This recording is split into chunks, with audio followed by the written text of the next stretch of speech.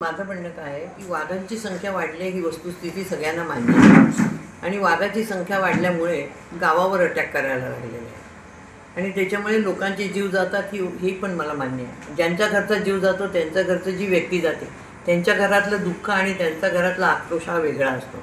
त्यामुळे अशाही लोकांना सहानुभूतीची गरज आहे। परंतु आता ह्या सगळ्यावर उपाययोजना करणं हा एक महत्त्वाचा विषय आहे। फॉरेस्टवाल्यांनी माझं सांगणं आहे की आपण आणि जनता यांतला मधला संवादच तुमचा संपलेला आहे। तुम्ही स्वतःला काहीतरी वेगळं समजता आणि जनता ही वेगळी असं समजता, हे नको। तुमच्यातला दुरावा आज कमी होण्याची अत्यंत आवश्यकता आहे। दर 3 महिन्यांनी 4 महिन्यांनी फॉरेस्टवाल्यांनी गावाला जावं किंवा तिथल्या लोकांना बोलवावं, त्यांच्याशी चर्चा करावी, त्यांच्या समस्या जाणून घ्याव्या। केवळ वाघ हा विषय नाही तर अन्य समस्या असतात, त्याही ऐकून घेतल्या तर त्यांनाही आपल्याला फॉरेस्टवाले आपले असं वाटायला लागेल, आपुलकी निर्माण होईल आणि त्यातून ही संघर्ष कमी होऊ शकतात। दुसरी गोष्ट अशी आहे की महत्त्वाची विषय अशी आहे की आपल्याला जे पाहिजे त्यात वाघांची संख्या कमी करणे अत्यंत आवश्यक आहे।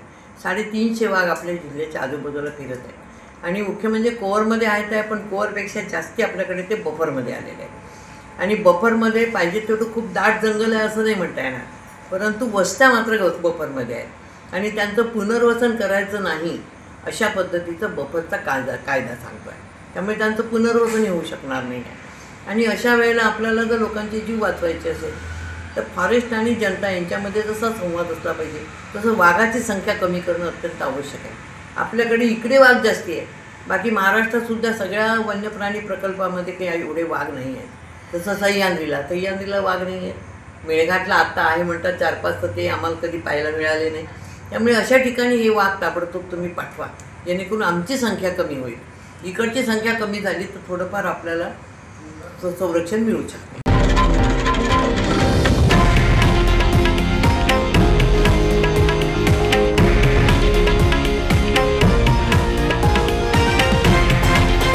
हे आहे देशातील नंबर 1 न्यूज नेटवर्क आणि आपण पाहत आहात TV9 मराठी, एकमेव।